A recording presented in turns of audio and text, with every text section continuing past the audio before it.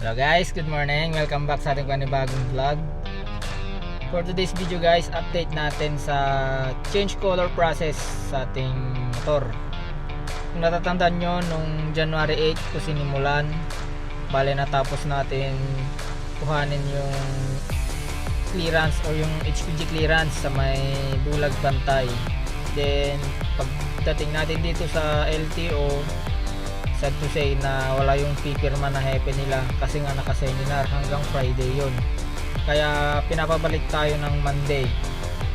At nung bumalik tayo ng Monday guys, problema nun, offline naman. 2 days yun hanggang Tuesday, offline sila.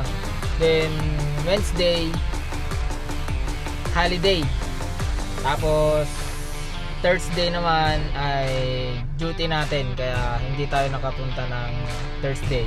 Kagandaan naman guys na hindi tayo nakapunta ng Thursday, natambakan sila ng tratrabahuhin, kaya buti na lang hindi tayo pupunta ng Thursday. Kasi nung nakausap ko yung isang personnel nila, umabot ng 400 plus yung rinases nila na papel.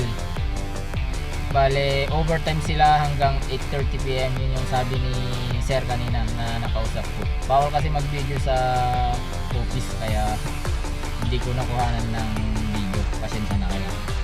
Para sa privacy naman ng office. Kaya hindi tayo nakakuha ng video dun.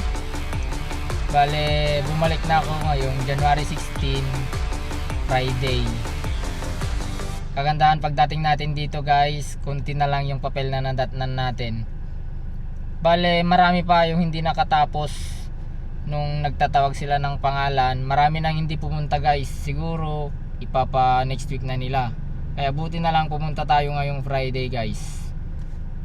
Konti na lang yung pinaprocess nila na papel. Then bale, yung sa akin na lang, itutuloy ko na lang is yung evaluation. At sa may cashier na lang yung sa akin.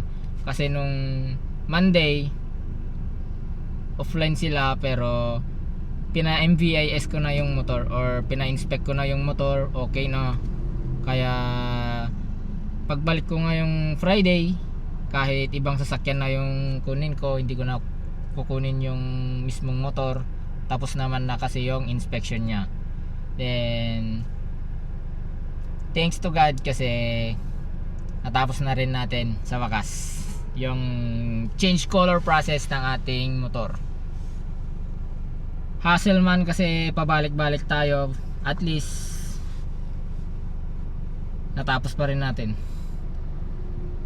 Hanggang dito na lang guys yung ating vlog. Yung mga requirements, yung mga nagastos natin, nalagay ko sa baba or i-flash ko na lang dito sa my video.